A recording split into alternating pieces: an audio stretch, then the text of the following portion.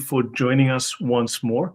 I have an amazing panel with me today, and we're hoping that Usama will join us in a few minutes, as well as Kalam El. But we've got JC, we've got Odon Lafontaine, regulars on our talks. And of course, we have Paul Ellis. And Paul Ellis rose to fame some years ago, at least in our circles, for discussions on the Jerusalem thesis with Mal. And Paul, really great to see you back live after several years away. Please tell us where you've been, what you've been up to, and of course you're busy with the very new project that you can perhaps talk to everyone about. Well, thank you very much for inviting me on, and thank you to Odin for passing on the invitation to me. Yes, this is the first podcast I think I've done for at least 2 years, maybe 2.5 to 3 years. So it's been a long time that I've been keeping my head down, but I haven't been idle.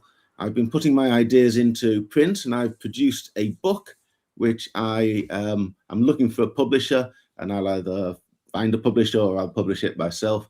I have a copy of it here so that one could have some sense of the scale of the project. It's about 660 pages, contains more than 3,000 references to the Quran and the Bible, and numerous other sources as well. And this is advancing my the thesis for which I have become somewhat renowned, which is that the Masjid al-Haram, the Kaaba, the house of God, the house of Allah, as it appears in the Quran, is in fact a reference to Jerusalem and not to Mecca. Mecca is a later invented. Mecca in Saudi Arabia was nothing to do with the Quran. If it existed at all, it was not the place that Muhammad was born, lived in, wanted to capture. All of that relates to Jerusalem. So it is. It's been 3 years of hard work putting that together, and I'm now pretty much ready to break cover on it. Right. Does it overlap with what Odon's been presenting in his book? Because we've had Odon speak on his material several times over the last year or so. Like, is there overlap and also any differences? Oh yes, there's a lot. As we were discussing, I think before the live stream started, there's a lot of convergence now amongst we amateur historians looking at the origins of Islam and looking for the original intended meaning of the Quran. There's a lot of convergence. I think I don't expect that there will be very much, if anything, that Odin will say this evening that I would strongly disagree with. Well, we'll wait and see. I agree. I haven't read your book yet, of course, and for a reason. But I've read your article, and I discussed it with you. And yes, there's a lot of overlap. The thing with your work is it's focused on Jerusalem in the Quran, Jerusalem in the Islamic narrative, whereas I didn't focus as much as you. I work on the big picture, and because of it, there are, I think many details about this Jerusalem thesis that I have not taken into account, and maybe I don't know of. But it will be the occasion to display them. All right. Yeah. So Odon, you're doing the presentation today, and then Paul and yourself will talk about this, and then hopefully separately we can also then continue this in the future, because it's a lot to discuss. And then Paul can also come on and talk about his book and his research, and I'm sure they complement each other, and we can try to hopefully together fill in all the pieces of the puzzle. We all seem to be on slightly different parts of the map, but we all seem to be discovering different aspects of the map, and then finding we all coming to the same sort of location at the end of it. And and JC, welcome. Thank you, and thank you for the invite. And it is wonderful to be here and continue this exploration on the origins of Islam. So looking forward to this. Okay, just a quick remark, Lloyd, before we start. I don't see any restream of our discussion on my channel. Maybe apologies, Odon. Usama, welcome. Peace and blessing. Hey guys, I have a special friend today. He's gonna join us. His name is Brother Yusuf. You may have met with him before. You may have talked with him before. And Yusuf is from Saudi Arabia. He's one of these bad people who left Islam. Bad people. Yeah, this bad guy here. How you guys doing? Hey there, we've met before. Hello and welcome. Oh, yeah, Thanks we've for met being here. before. How are you? Good, So- thank you. We're good. I wanted to sit and be part of our meeting today. If that's okay with you guys, Sure. grab a chair and sit Let next to me. me I'll finish what you're doing and then grab a chair, come sit next to me. All right. All right. Yeah. How's everybody doing? I see a new face, or I don't see new faces. That's Paul Ellis. You're seeing Paul Ellis. Paul, this is Usama. He's Hello, very Osama well- and Yusuf. He's very Good well to known in see you. apologetic circles. See you? He's written his own Quran. He translated the Quran himself. He's busy on a new translation, and he and I do a regular weekly show on the Quran and tafsirs, which is slowly destroying my brain cells. Sorry, I didn't mean it, man. It just happened. This part of life. Yeah. All right. So- I'm sorry for being late. I was on the traffic. I'm here in Indiana, and snow and traffic was so bad. But I'm glad I made it almost a little bit late. I apologize for being late. Yeah. So guys, so shall we get started then? Odon, do you want to take the lead? Yeah. Let me share my screen. I don't have cream. Pop. Yeah, here it is. And Odon, I do apologize. I either seem to have made an error with the stream to your channel, or I did not set it up. What I can do is I will restream it to your channel we can set up to do a restream on your channel as a live, but at a slightly Okay. later date, if that's okay. Oh. So that I do Thank you. apologize. Thank you a lot. All right. So tonight it's about Mecca. It's about Mecca and what we call the Jerusalem thesis. The Jerusalem thesis is the argument that Mecca is not described in the Quran. Rather, it is all about Jerusalem, and this is the core of Paul Ellis' work. But some researchers discovered it before him. And I want to pay credit to Dr. Edouard Marie Galez, who already published it in 2005, but in French. Some other scholars have worked on the topic. I'm thinking about Stephen Shoemaker and Robert Kerr, who also identified that it was not that Mecca was not described in the Quran, and rather it was Jerusalem. But the issue is vast, and so I think that the title, the Mecca question, is much more appropriate for describing this Jerusalem thesis, because it is not all about Jerusalem in the Mecca question. First of all, let's see what Mecca is in Islam. Of course, we all know it. It occupies a foundational role in Islamic sacred history, so within the Islamic narrative, and also in Islam. It is a key component of the coherence of the religion. So Mecca is supposed to have been, within the Islamic narrative, a religious, commercial, demographic hub. So it was centered on the figure of Abraham. Abraham was supposed to have lived here. It was the city of Abraham. There was a pre-Islamic pilgrimage. It is described at the center of an Arabian pagan pilgrimage.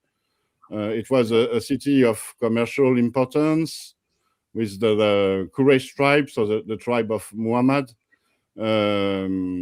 who that is supposed to have settled in Mecca and has engaged in a long-distance caravan trading activity connecting almost the whole of the Middle East, from Yemen to the Levant, so Palestine, Syria, and so on, Iraq, and even maybe beyond. And there is also many descriptions within the Islamic narrative of Mecca being a city with a substantial population.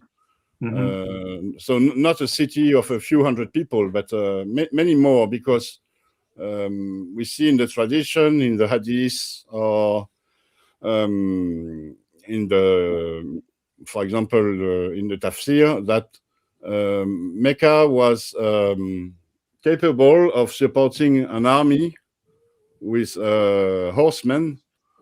Some traditionists described thousands or even up to 10,000 horsemen. That is in Ibn Kathir. So it must have been a huge city. Yeah. I have a question for Paul, since Paul's been out of the picture for a while. I'd just like the perspective. Maybe all of you can also add your thoughts. You've got the story of Hagar and Ishmael, and she's running around looking for water to give the child some water before he dies. And there's nothing. She's running up these hills looking for anything, and she's literally in the center of supposedly the world's oldest city, but there's nothing but desert there. So that's a contradiction. But do we take the Muslim account that Mecca is the world's oldest city and established for thousands of years seriously, or do we discount it? You know, and what's the implication of us doing either one of those things? Paul, maybe you can give us your thoughts on that. Oh, absolutely discount it out of hand. There's not a... I don't want to preempt what Odin's going to say, but I'm sure he will make the point that in his own way, that there's not a shred of evidence that a place called Mecca existed on the site of Mecca in the time of Muhammad, or for that matter, for about 100 years after the life of Muhammad. So it's and thinking about how implausible it is that a large part of the ancient world, the Persian Empire, and a very large part, approximately half of the Byzantine Empire, probably more than half of the Byzantine Empire, would all be conquered by a group of 5 men who were all born and all raised in Mecca, and this would attract no attention during their own lives is an outlandish and it's a thesis that could be dismissed, I think, out of hand. Hasn't academia challenged Muslims on this, Odon? Sort of, but you see, most scholars don't want to engage Islam. Actually, they discover many things that are absolutely destructive for the Islamic narrative, but they they pretend it's not. Most of them are actually, I think, they are afraid of the consequences of what they have discovered. And but you see, there is something else to understand. It is not the role of scholars to engage Islam. Their role is to study history, to study Islam, to study the archaeology, and so on. And so I think it was Patricia Crone who said it to J. Smith. J. Smith asked her once, he was a student, a student at the time, and he asked her, why didn't she go to the media, to the press, and why didn't she engage Islam? She had everything at hand with her research. And she replied that it was not a role, it was his. And so it might be the reason why we don't see scholars that much in the media. They prefer to focus on their studies. Usama? Now, I'll say quickly here, we sometimes think of the Muslim world as a very educated, very scholarly people who knows more about Islam than we think. When in reality, I met with some Saudi doctors in Egypt a good 20 years ago, doctors, medical doctors, who do not know jack about the Quran or Islam. And I'm sitting here next to Yusuf, and he shared with me something in one of my broadcasts in the past about the footstep from Abraham.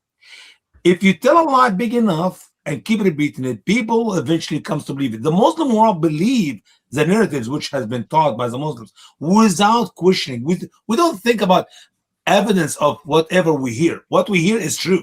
End of story. You come up with a new narrative, whatever you want to talk about, you're a liar. You're an Islamophobe. You're a liar. But what happened with my buddy Yusuf, and I'm going to say make him say it short and sweet. He lived in Saudi Arabia. He was in Mecca. He was at the Kaaba. And there is a place there, a secret place, which is called the foothold of Abraham. That is where Abraham stand up there to build the Kaaba and was carrying one of these big rocks to put up. And because he stood up on that piece of rock, his foot make a mark on that rock. Okay? Tell us, what did he say to your father and how he react to you? So yes, I was with the family, and I was maybe 10, 11 years old. And as a child, you have questions sometimes, as honest as, as the question that I was going to ask, not thinking of the consequences that's going to come afterwards. But I was asking him, like, if this is where Abraham stood and picked up a rock or a brick to build this Kaaba. First of all, it's good maybe 15, 20 feet away from the Kaaba now.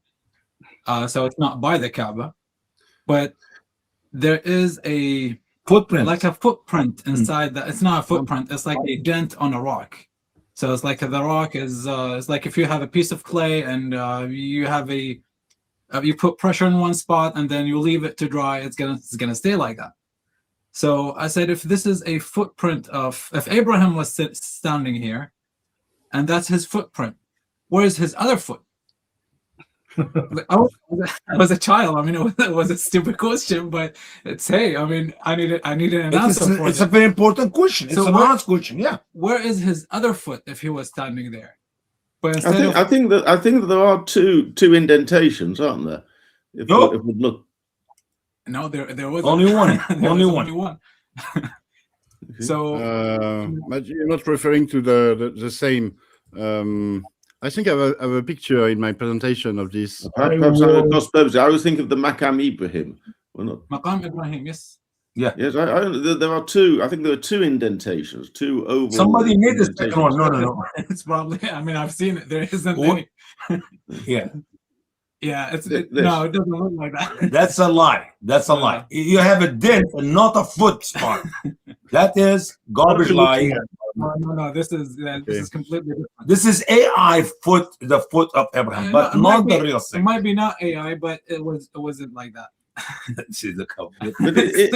But I have some difficulty with the miracle anyway. Let us suppose that Abraham has been told to build a house, and he wants to do the upper part of the building and the upper part of the wall, and he needs to stand on something to put the blocks up on the wall because he's building the house. Yeah. Let's suppose this, and it's a fairly useless item because it's only 1 foot tall. Well, you stand on that. That's not going to help you to build a house. It's not like a step ladder or something that will give you like several feet. It'll give you 1 foot at most. But then suppose he drags this heavy stone rectangle over so that he can step on it to put a layer of another layer on the building, and then Allah very helpfully makes him sink 6 inches into the 12 inches that he's moved over. It's not very helpful, is it? It's right. I don't see the miracle. I don't see the story. You're absolutely right, Yusuf. The story seems to trail off, as though no one could quite explain what it's meant to signify or why it's happened. It's an attempt to explain an artifact. Sure. Listen to how his father answered. Listen to how. So yes. instead of giving me an answer, a child is asking a question, instead of giving me an answer, and because I asked it out loud, I got a smack in the head. Like, you cannot doubt these things. You know, we were taught, and that's what we take. Never to ask. Quran 5:101 is a very powerful verse. Never to ask. Don't ask. End the story. Right. So go Okay, ahead. great. I'm sorry to interrupt your teaching about the Kaaba, but you could not figure out a ways archaeologically or scientifically if any proof of anything about Islam. We just take it for what it is because we have been told, and it's the end of the story. Well, we have I have an explanation, same as Paul, for the footprints. It's pure concordism. There is a mention in the Quranic text of clear signs of the standing place of Abraham. And so because there is a mention in the Quranic text, devout Muslims think this must be.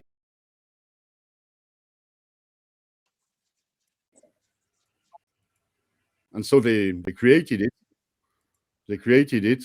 But actually, literally, the expression ayatun bayinatun can be understood as clear sign, or it can also be understood as clear verses. And if you look in the Bible, for example, you will see clear verses about Abraham's standing place, which, according to the biblical tradition and the Jewish tradition, is supposed to be on Mount Moriah in Jerusalem.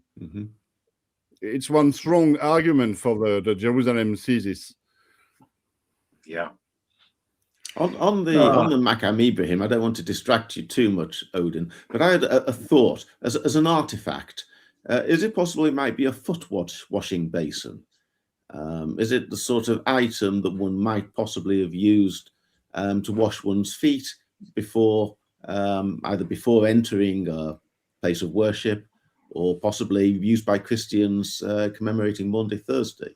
I just wonder that as a possibility. It seems very small.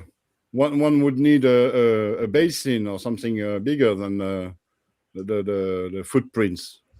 You think these footprints?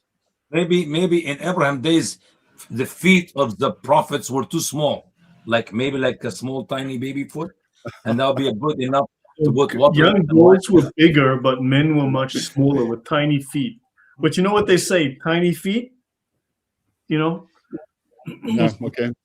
And with that thing, I think the casket that is around the so-called footprints, it has some Arabic written on it, and if I remember correctly, it has diacritics. So that thing, at least the mold, was done most likely in the 9th century or later, most likely much later. Whoa. That's new information. Did you see any Arabic written on it? No, I think even the picture that you guys showed, I promise you, it was not like that one. This was too clean. What I saw was just a rock with one dent in it, and it's split by. It's not a perfect footprints. No, it's been updated since then. In other words, right? Yes, hold on. Back to you. Okay. Let's go on. So, well, we were talking about Mecca in Islam, and it's a foundational piece in the Islamic narrative because it is the background of the Islamic revelation. Muhammad is supposed to have lived there. He was born in Mecca. It is the place where he received the revelation, along with Medina, and it is also the objective of his mission. One of his objectives of his mission as a political and a religious ruler. He has to, according to the narrative, he has to reconquer the city from which he was expelled. He has to reconquer it from its pagan, polytheistic authorities in order to restore Islam, to restore God's true religion there, purify the Kaaba, which is the old pagan temple that was there, and established the Islamic pilgrimage, the Hajj. So in a way, Islamic Mecca understood within the Islamic narrative is part of Muhammad's legacy, and it's the foundation for Islam.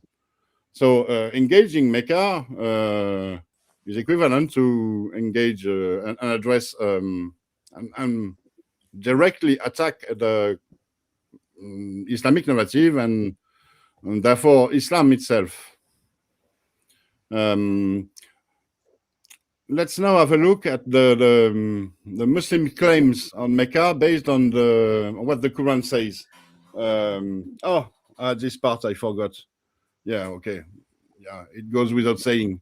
Nowadays, Mecca is so essential within Islam. It's a sort of beating heart because it is the center for the pilgrimage, which is one of Islam's 5 individual pillars. Every Muslim, if he has the means to do so, he has to perform at least once in his life the ritual pilgrimage, the Hajj in Mecca, and it draws millions of pilgrims each year nowadays. And so the rulers of Mecca wield considerable influence over the Islam and Muslim because of the Hajj. So not only is it essential to Islam, it's also essential to geopolitics, to the play between the great powers and so on.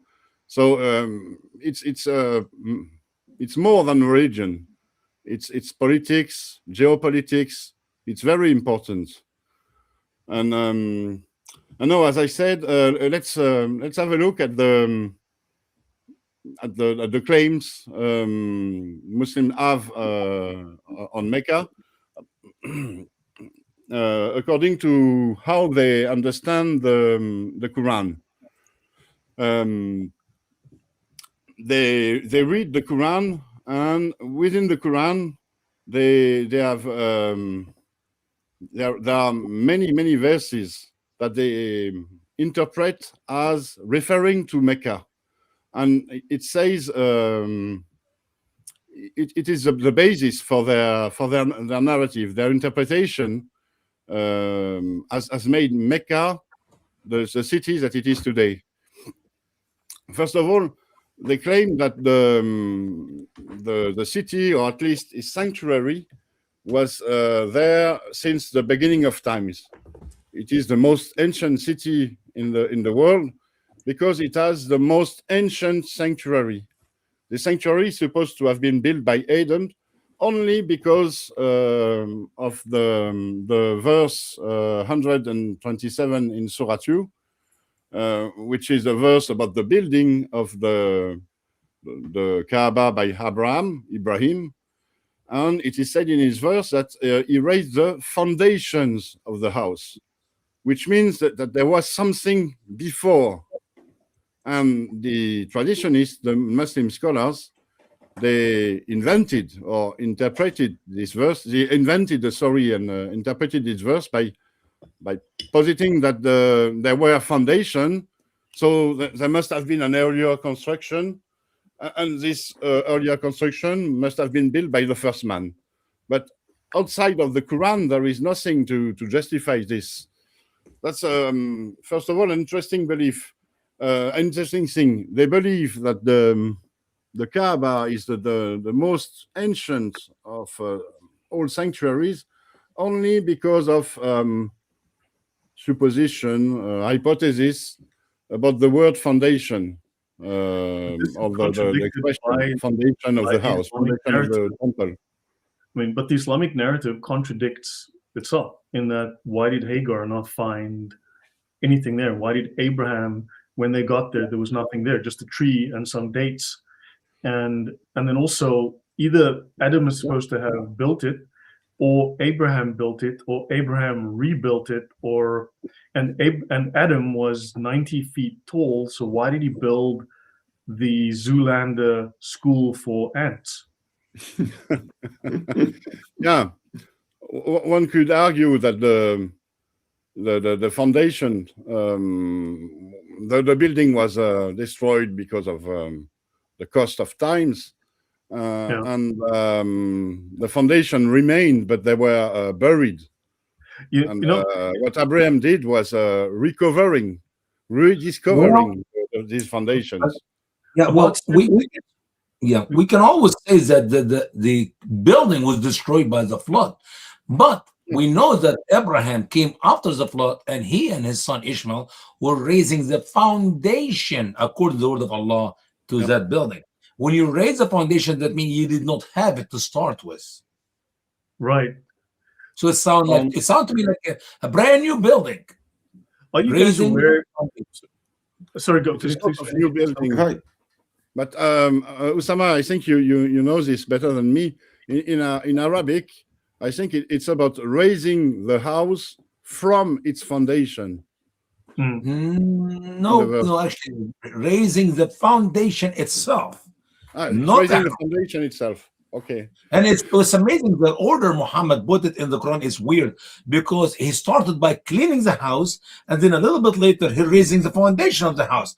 You're supposed to build the house first, and then you clean it up if there was some uncleanness in it or whatever reason. But it's the whole story. It's like, it seemed to me whoever wrote the passage in the Quran did not realize that he's put it in the wrong order. Does not make any sense whatsoever.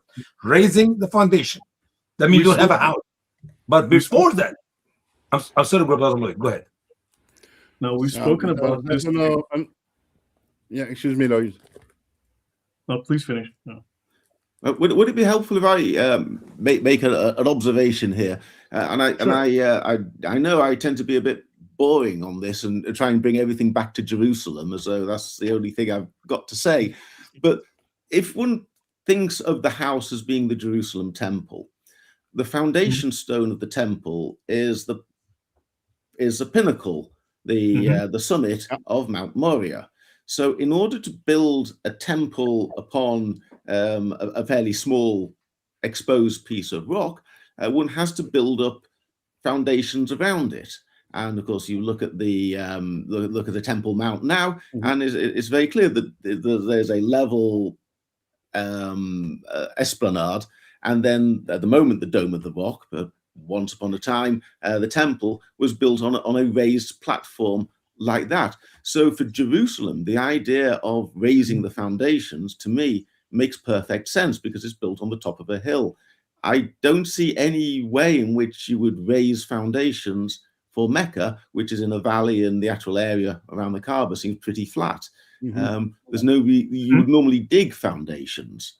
For most buildings, it's quite unusual that you build a building on the top of a hill that you have to raise up the land around it. So the phrase raising the foundations, I would argue, works quite well for Jerusalem, not so well for the Kaaba.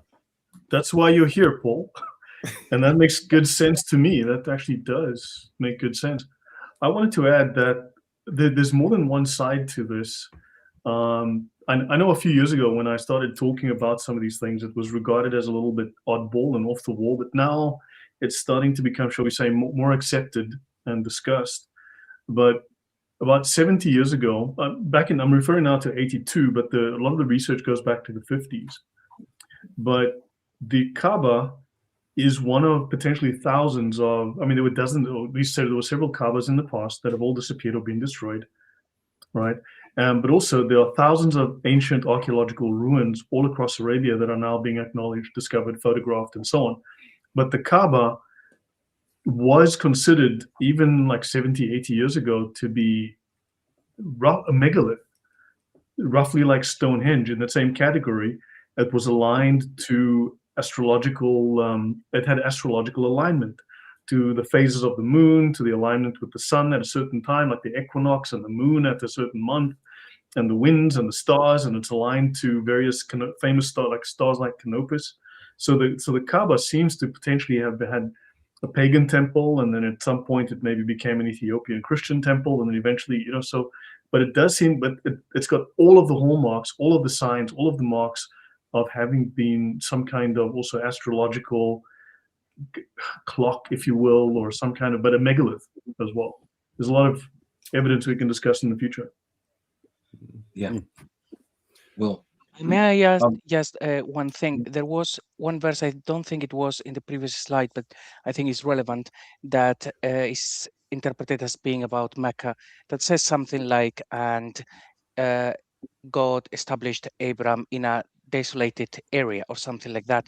Now, if we look at the Bible, there is this section where Abraham is talking with Lot, and he says to Lot, you pick one side and I will go to the other one. You go right, I go left, you go left, I go right. And Lot looks to the right and he sees the land of Sodom and that region in Jordan. And the Bible describes that region as well watered. So then Lot decides to go in that direction. And Abraham, of course, goes in the other direction. So Sure. that verse in the Quran that is interpreted as, you see, desolated area, that is Mecca. Yes, To me, it exactly. sounds like they are giving the alternative reading of the Bible, where Yeah. one side is well watered, so the other one would be desolate, Have and been that's no actually water. where Abraham goes. And by the way, that show you this is true historically, because if it was not for the rain, the Jewish people, the descendants of Jacob, and those who came back with Moses could not live there. You're not talking about some rivers and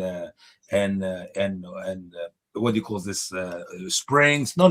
None of that is in the. It's a desert, and they depend completely on God. I was wondering if Odin, did you look at the interpretation of Quran chapter 2 and verse 140? I'm sorry, 127, where Al-Tabari told us that the original house was actually built by Adam, and he said that they actually built it in 5 different locations, in 5 different mountains. And I will name you the mountains. He said Mount Jarrah, which is obviously that is in Saudi Arabia. Mount Jarrah, you don't know. Mount Zaytan, I don't know who is that, and Mount Sinai, that is, and then Mount in Lebanon, and Mount Al-Judi, which is in Iraq. That does not make any sense. How can Adam build the first house in 5 different mountains in 5 different locations of the world? Have you ever thought of that? Have you ever looked at that No, interpretation? I didn't know about it, but the thing about the Sinai is very interesting, because Sinai in the Jewish tradition is a sanctuary. This is where Moses met God. So God was there. So it is a sanctuary.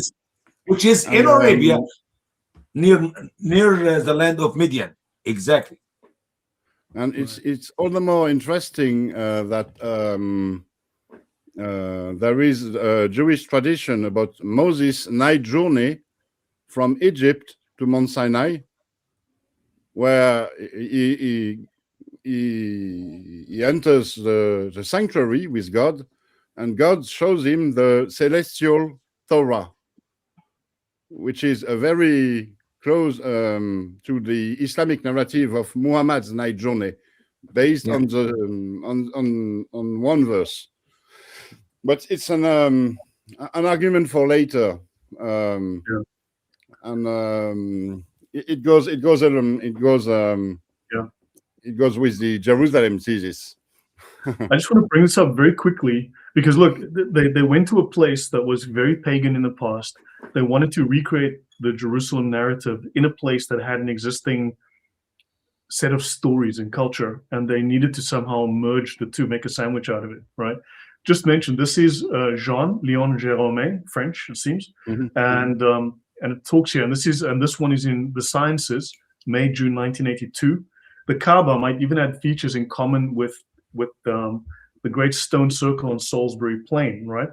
And they speak of, it's aligned with the sun, the moon, Venus, and Canopus, and the walls were built up in alternate layers of stone and wood, like the churches of Ethiopia.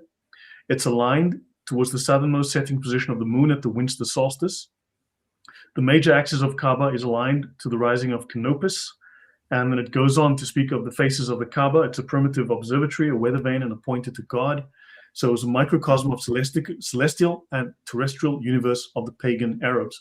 I mean, so not to get too stuck into this, but just there's certain streams of research which have been forgotten. Just a remark. Jean-Léon Gérôme is the painter of the picture. He's not the scholar who wrote the article. Ah, sorry, my bad. Okay. Yeah, in this case, the scholar is David King, Associate Professor of Arabic and History at New York University. He's written 50 papers on the history of astronomy and mathematics in medieval Islam, and he wrote a book, The World About the Kaaba, a study of the sacred directions in medieval Islam. Okay. He's also a strong opponent to Dan Gibson's thesis, and he's financed by some Muslim or Islamic foundations. Yeah, but this was in the 80s. Remember, this is like what, 44 years ago that he wrote this. Maybe this was before the guy was getting all that good Qatari money, right? Yes, when Dan Gibson produced, I thought very, very fine work, and I disagree with his Dan Gibson's end point, but I do incorporate. He makes several very good points along the way, and I do think that Dan Gibson has made a great contribution to this debate. And the way that David King laid into him was not academic and was not professional. It was clearly motivated by a challenge to himself, and I think that rather diminishes him in my eyes. No, but the worst point that David King made in his grudge is that he acknowledged that most ancient, most early mosques, or at least some of them, are very precisely directed towards Petra. But his explanation is that it's only a coincidence, which cannot be. It cannot be precise. It cannot be this way if it's a coincidence. But in his paper against Gibson, he wrote it nonetheless. He didn't realize what he was doing, I think.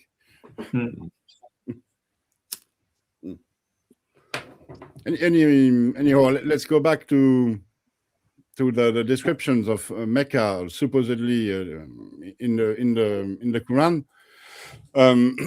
One other very important description is that Mecca is supposed to be the standing place of Abraham, Maqam Ibrahim. And this expression is used several times in the Quran, and within the Islamic narrative, it can only be, of course, Mecca, because it is the place where he was put to the test by God, who asked him to sacrifice his son. The son is not named in the Quran, but the Islamic narrative assumes it's Ishmael and not Isaac.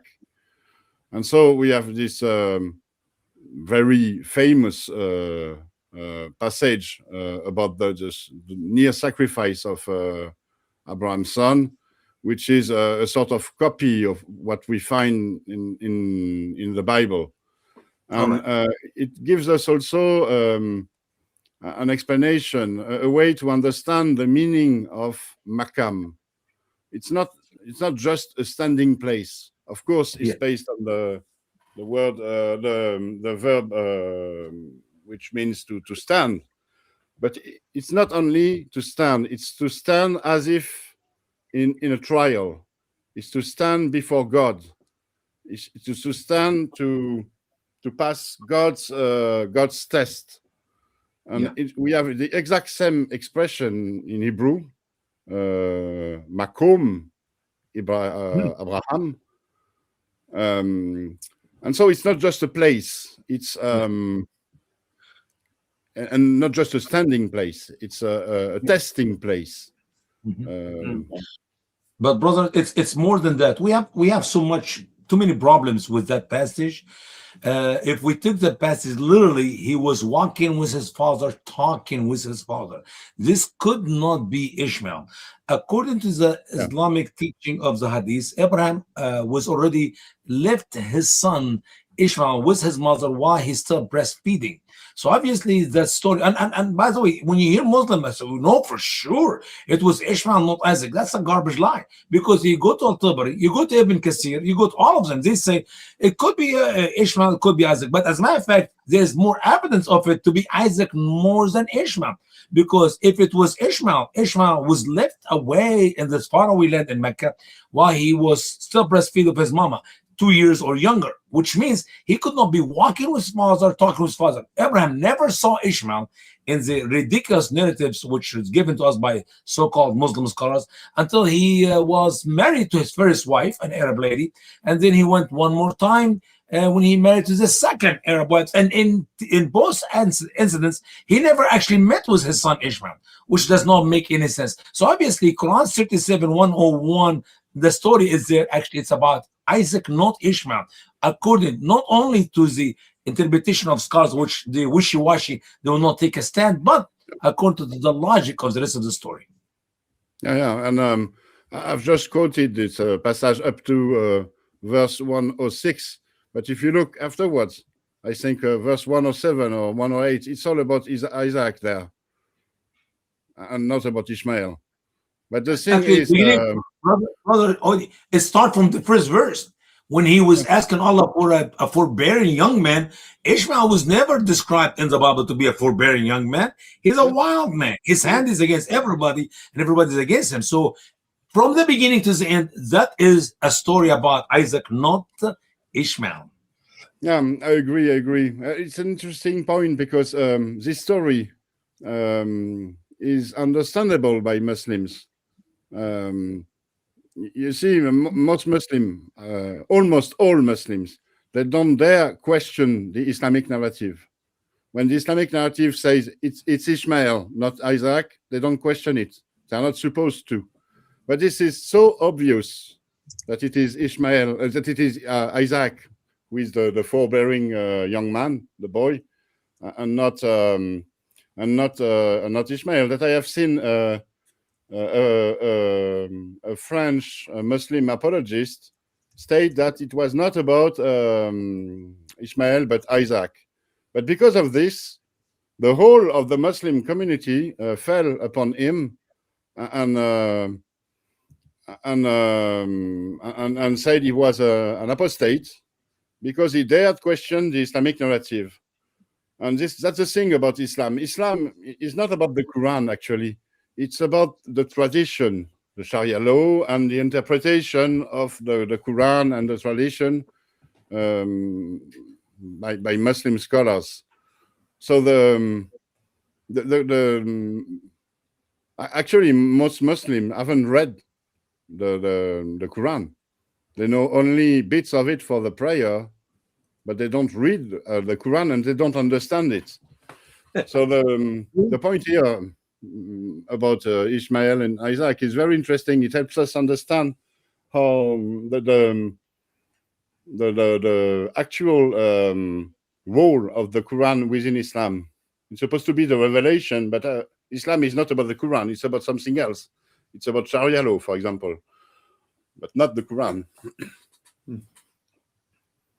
So one point I think before we leave the Makam Ibrahim is the word the Hebrew word makom appears.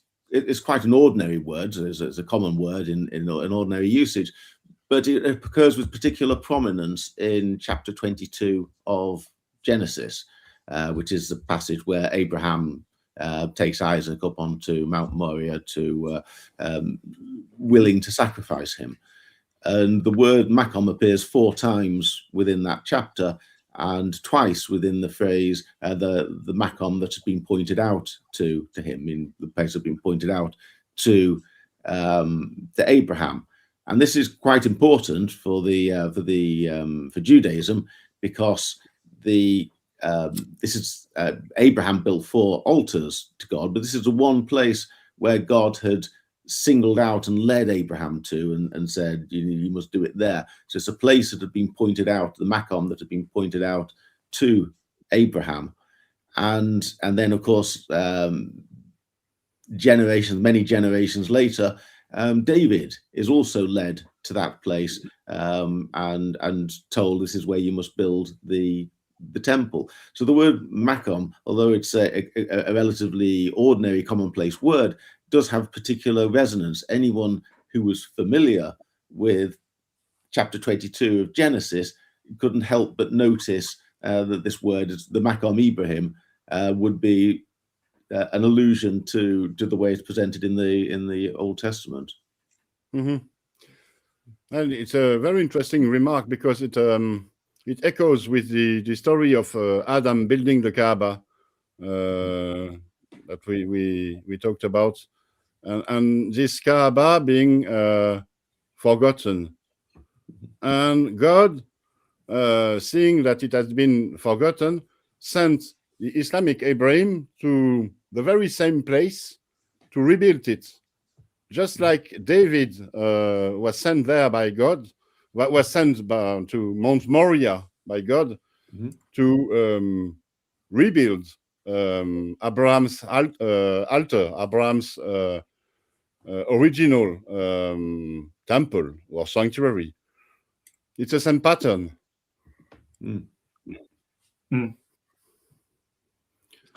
Don't forget also, yeah. Don't forget, guys, the altar which the Lord had required his people to build, it was never a building like that which we see in the Kaaba, because what they do is they stack a bunch of rocks without corners, without smoothing with any chisel or any hammer. They just build a pile of rocks, natural shape, no square, no building.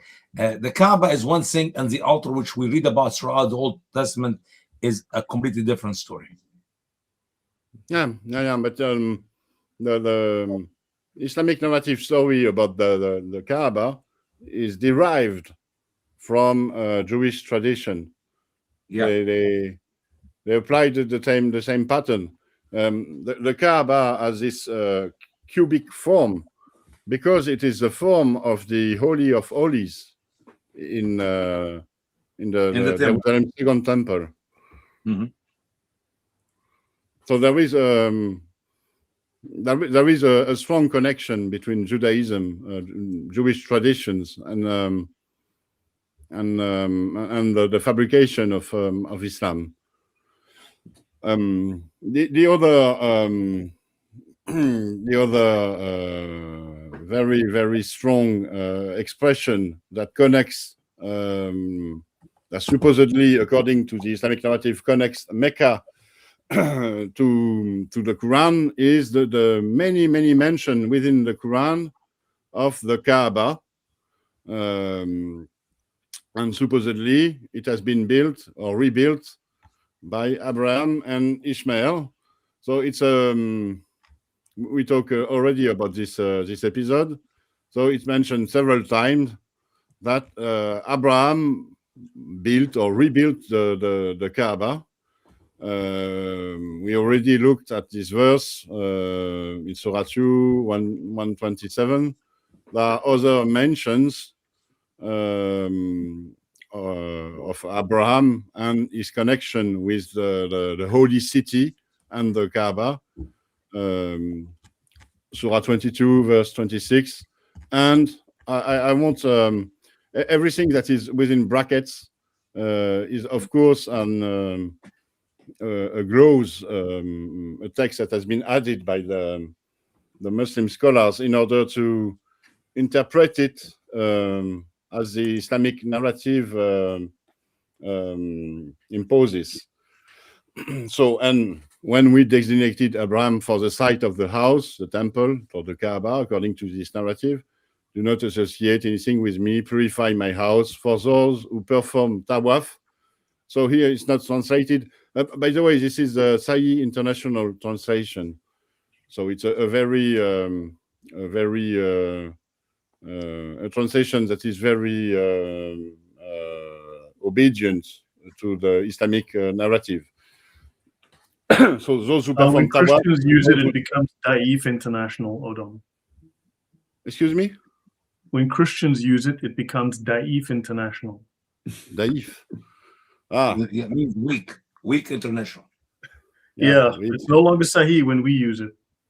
But you'll see it afterwards. For my part, and you will see also this in my book. Mostly, I used Arthur Droge or Droge translation, which is much more true to the Quranic text. Most translation, as we know now, have been done by Muslims, and they twist the true meaning of the Arabic words and expression in order to fit the Islamic narrative. An interesting point here is that this we see here this idea of the tawaf, so the circumambulation around the temple, and it is also a Jewish custom. And the last word is Abraham saying, "My Lord, make this city," supposedly Mecca, according to the narrative, secure. Keep me, my son, away from worshipping idols. And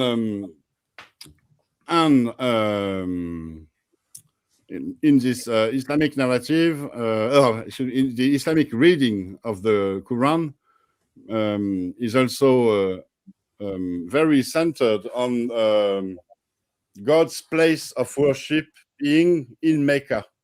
So the sanctuary, there is a mention of a temple, which is translated here as a house. And we see that this temple is located in the same place as the standing place of Abraham. And so by association, we understand why the Islamic narrative pretends that everything is in Mecca. In Mecca, we find the Kaaba. It has been built by Abraham. It's his standing place. It's the temple. It's God's place of worship. It's a city. It's the first temple that has been built, so it goes back to the idea that Adam was the it was Are you built by- sure it was the first temple, brother? Are you sure it was the first temple? Because I thought Adam was the first. No, what I'm saying is that it's like the Russian puppets that goes one, you open one, and everything fits together. Sure. Sure. There are many descriptions in the Quran of a place with a sanctuary, a temple. Supposedly the temple has been originally it has been built by Adam, then rebuilt by Abraham, and it all goes together. But nowhere in the text is said that it is actually in Mecca. There is one verse that we see afterwards with the mention Mecca, but it can be understood as not referring to Mecca, but as meaning something else. And so we have a sort of scaffolding here within the Islamic narrative. Nothing says it refers to Mecca, but it always refers to the same place. Yeah. But I have a question for you, if you don't mind. Maybe everybody can share about it. Who put the idols which exist in Muhammad days inside the Kaaba? The 365 idols. Who put them in the Kaaba? Was it Allah, which he is very well known to be the one who leads people astray, or leads whom he will, and he guides whom he will?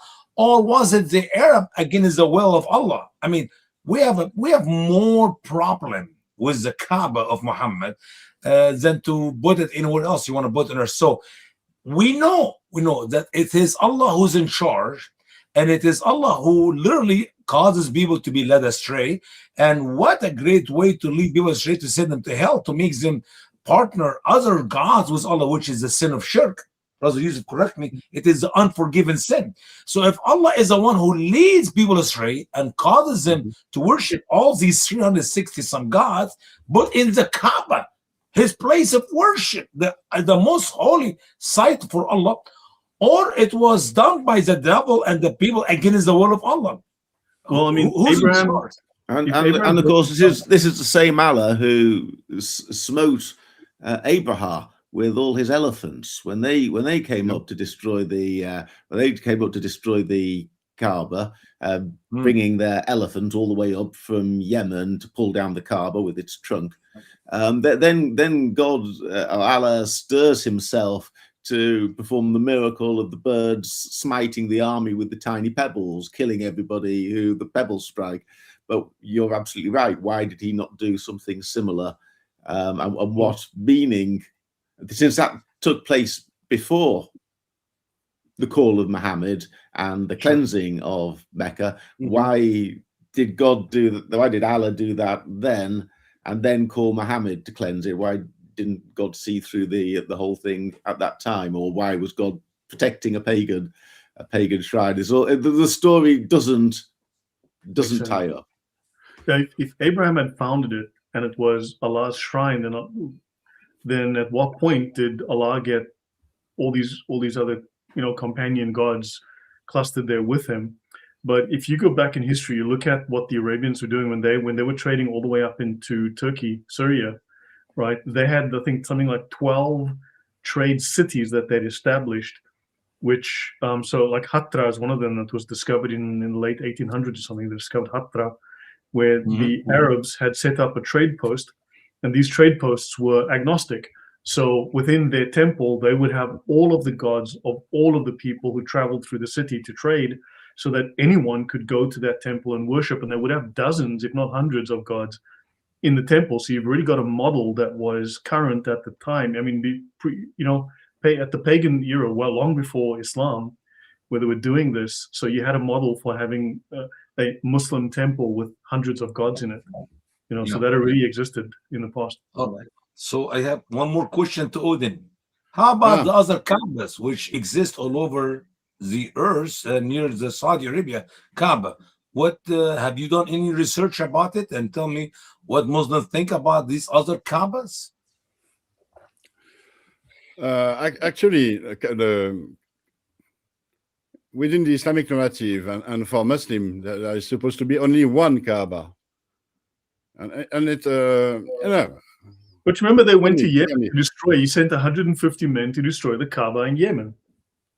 The thing is that the Kaaba is not how do you say this, a proper noun. It's a common name for a sanctuary. And so we have Kaabas outside of Arabia also.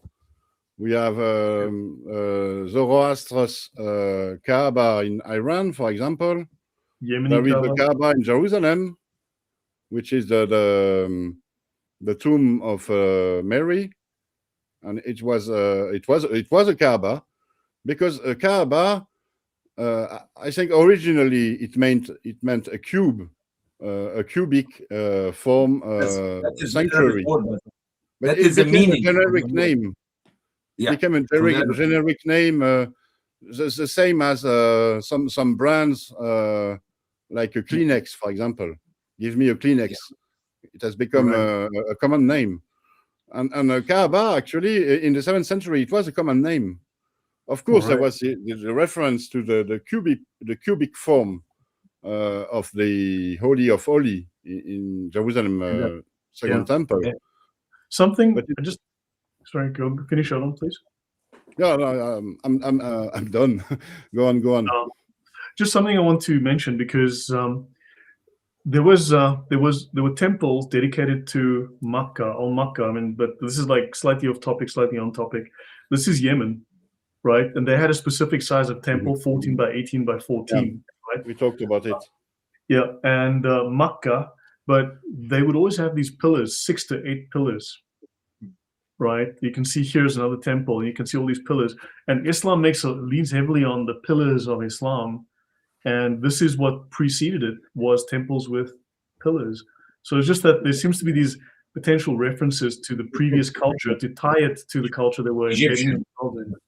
Brother, That- we have many pillars in Egypt. Pillars in Egypt, it's all over Egypt, and many of them you see them fall broken, but there are many standing as well. Yeah. Yeah, so I think they're trying to retain the culture that they embedded themselves in, the South Arabian culture, but they're also trying to push a new narrative and then trying to merge all of these things. So you have all these disconnects.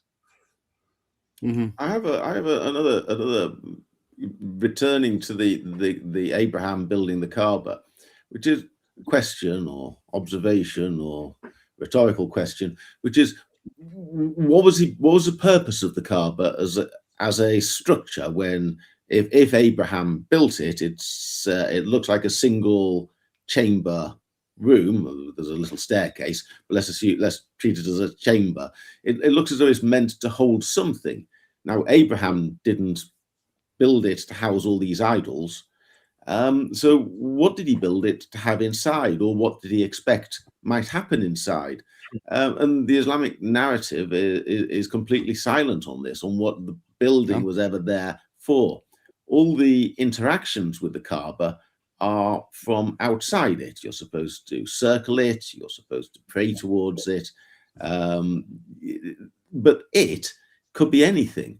There's no reason why it should be a building that one is capable of walking inside. It might as well be an altar or something.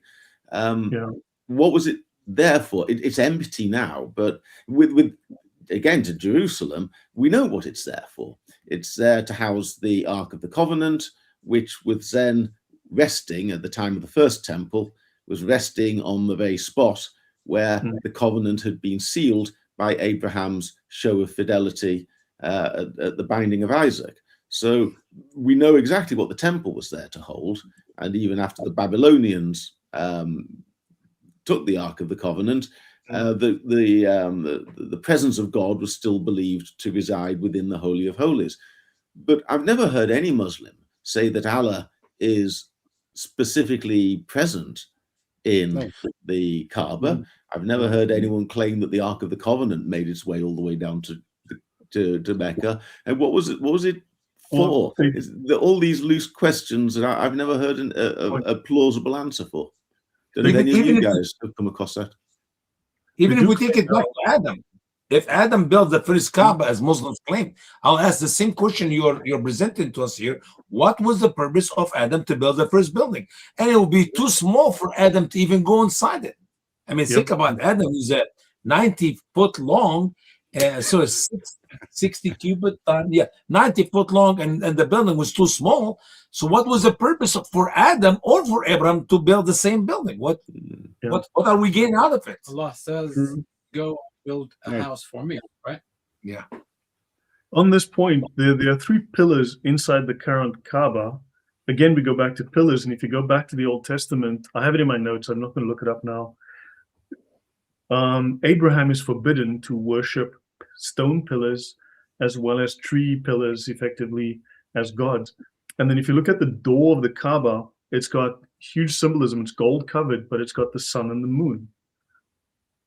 So there's that symbolism. So there's, again, you've got these Jerusalem type themes, and you've got these ancient pagan themes, and it's trying to reconcile these to make everybody happy. But the Kaaba we see now is, of course, it's not Muhammad's Kaaba. Yeah, correct. But the Kaaba was destroyed by a flood around 1630 or 1631, completely destroyed, and it was rebuilt from the foundation, but from the rock, from the bedrock.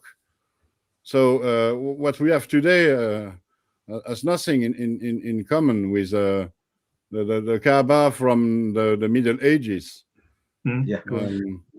But there's a point I want to make based on Paul's remark. It's very interesting, this absence of meaning.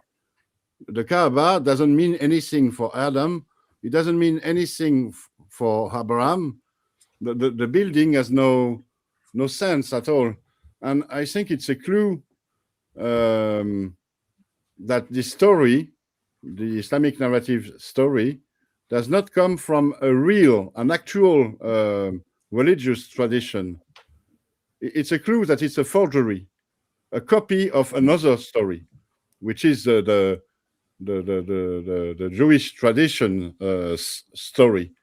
In the Jewish tradition, Adam goes to Jerusalem, and still I think there is a chapel nowadays dedicated to Adam near the Holy Sepulchre.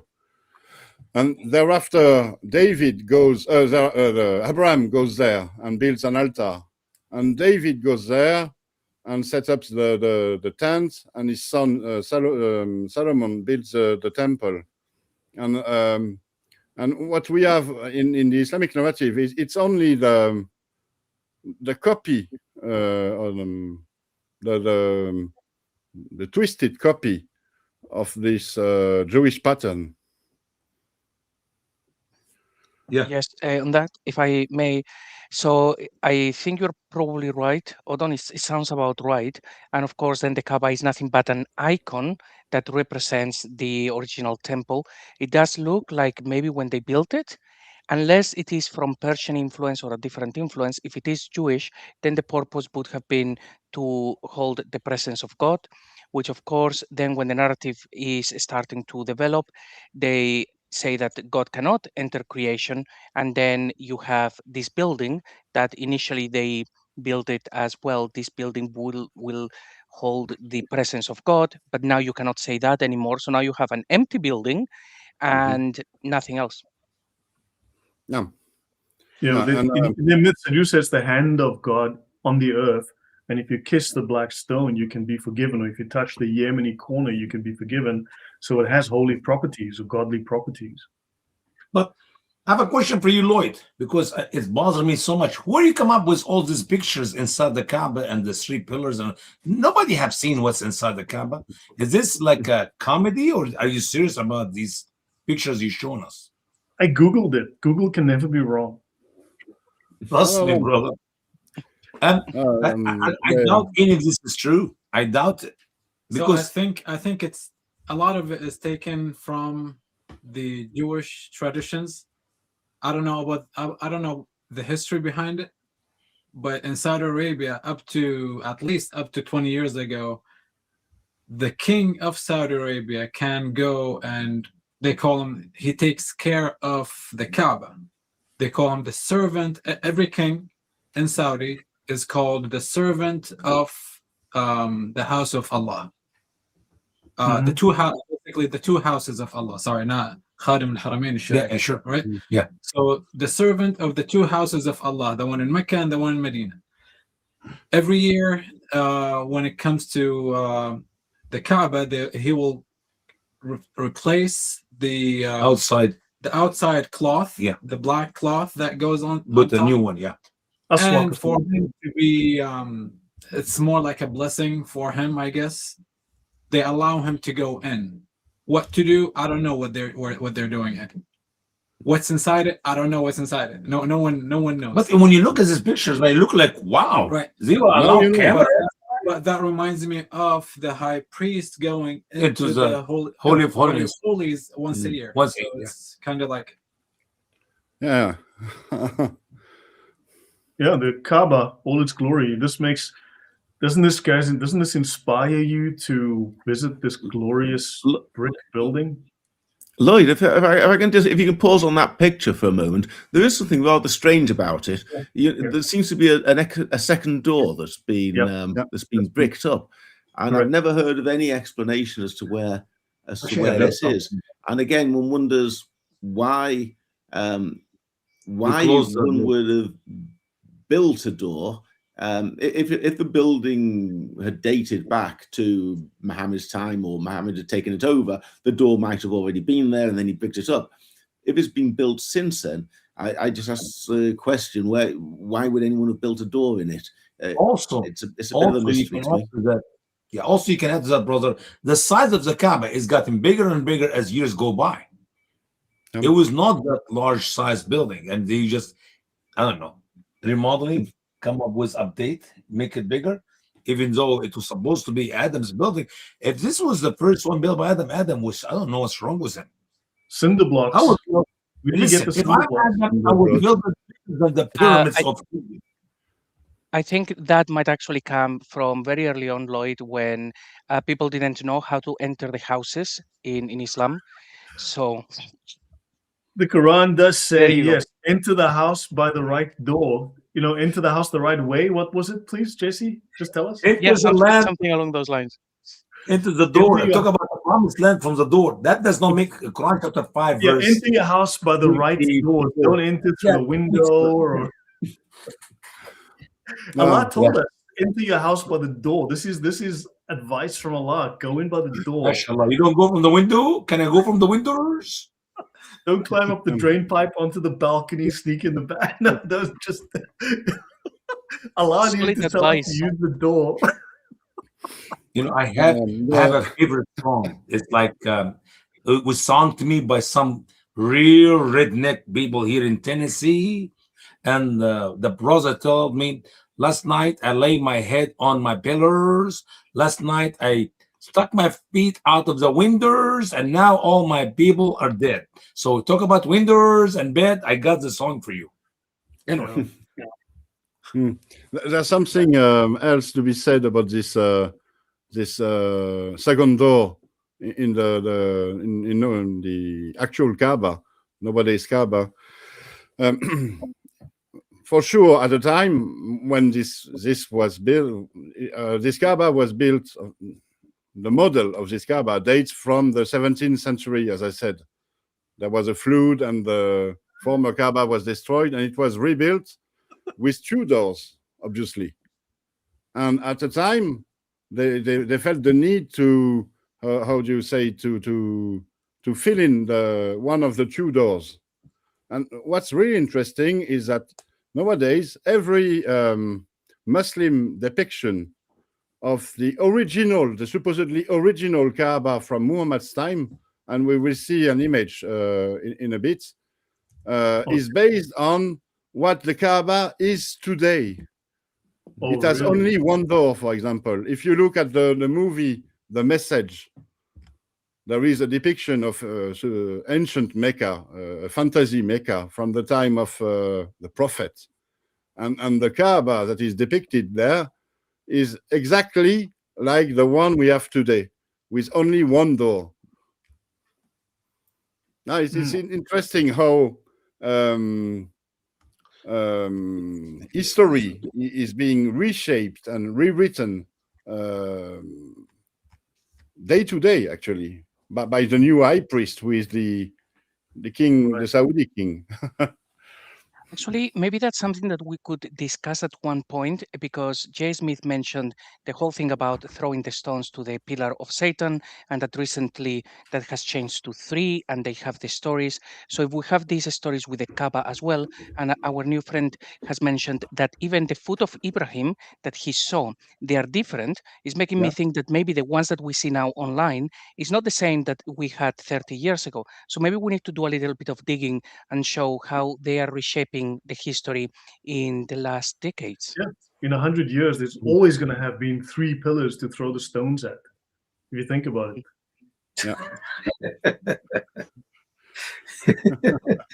the next remodeling, we're gonna add one more thing. Next remodeling, inshallah. Yeah, they're going to have a disco ball inside the Kaaba. No, it's always been there. It has always had Wi-Fi inside it as well. Yeah, exactly. It reminds me of... Wi-Fi is too expensive. That's why they don't have Wi-Fi. It's too expensive. I was about to say that it reminds me of a video that David Wood did in his glorious times, maybe like 10 or 12 years ago, maybe more, where thanks to the magic of special effects, he put himself inside the Kaaba.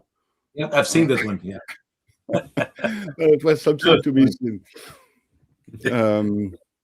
Anyhow, let's conclude this this slide about the pre-Muhammad Islamic narrative with this remark: God's religion fell into oblivion, and Mecca became the holy city of Arabian polytheism.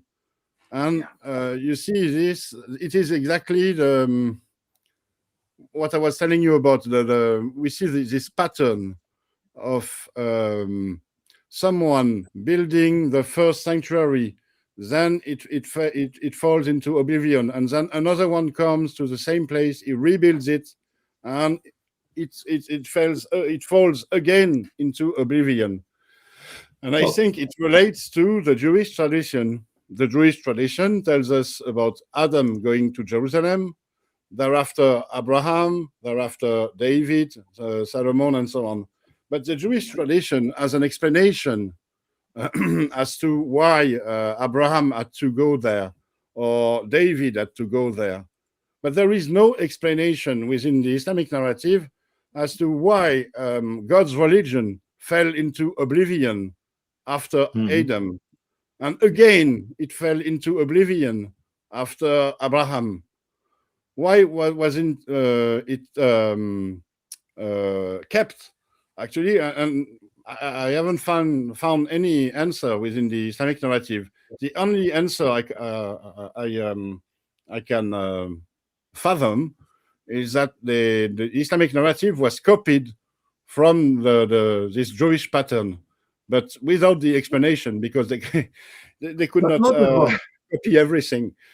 Yeah, brother, notice the difference between the tabernacle tent or Solomon temple later. Obviously, we know David could not build the temple because he had bloody hand, and the Lord chose his son Solomon, which means peace, as his name is, actually means to build the temple. As a fact, in the Holy of Holiness, there was the Ark of the Covenant. Even when it used to be outside, as you travel, you could not touch it by your hand. That is how holy it is. We know one incident when the Ark of the Covenant seemed to be, was carried on a cart with two cows, and it was about to lean, about to fall, and a man with sincere heart reached out to put his hand on it to stop it from falling. And the Lord said that he struck him dead on the spot. In the Holy of Holiness, in the Temple of Solomon, not anybody can go inside anytime. And Muhammad made so many errors in the narratives of the Quran about, Mary, when she was a baby, she used to live there. And by the way, he miraculously, Muhammad put a window. Literally, he put a window in the mihrab. And actually, David also saw the golden bird flying in and out of that window while he was waiting for the test of Allah to make him a great man like Abraham was, or like other people before him. And Moses. So windows, there's no windows. That's an error. Zechariah will be able to go up into the Holy of Holies on the ladder from outside to look at Mary, to check on her. That's not true. Nobody can go inside the Holy of Holies except the high priest once a year, and in the specific day, which is the day of Yom Kippur. Yeah, Yom Kippur. So, and even when the high priest go there, he will take the blood of the sacrifice, and he drops 7 drops of blood on the Ark of the Covenant, and it is specific rules have to be done. And when he go there, tradition tells us that he used to have jingles on his robes and a bit on his clothes and a big robe around his waist. Why? If he make any mistake, say drop 8 drops of blood instead of 7, he will be dropped dead, and nobody can go inside. Okay, let me go carry him out. No, you have to pull him out from the rope, which is tied around his waist. These are things we know about the holiness of that place. What holiness do we have in the Kaaba? That in Muhammad days, there were 360 some gods inside it. You could not put one god inside the Holy of Holiness. You could not even walk in with a piece of wood or a piece of rock to add it to the Ark of the Covenant.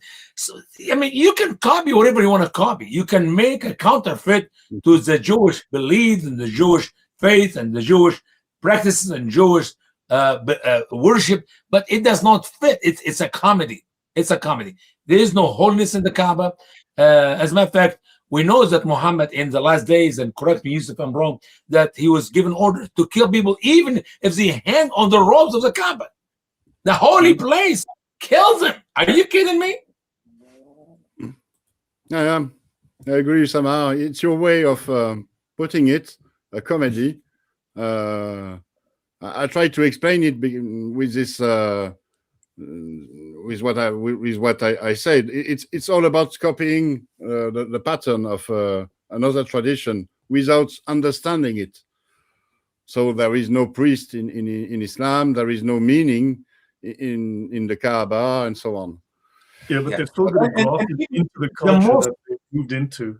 They have to graft it into this Southern Arabian culture. It's not, so you've transplanted a tradition into a vacuum where you've got a tabula rasa, you've got a clean slate, but you have to graft it into this culture that already exists. Because if you look at the Yemeni culture, it was at one point one of the 3 or 4 biggest empires on earth. It was highly it was highly sophisticated. It rivaled the Greek and Roman empires for sophistication.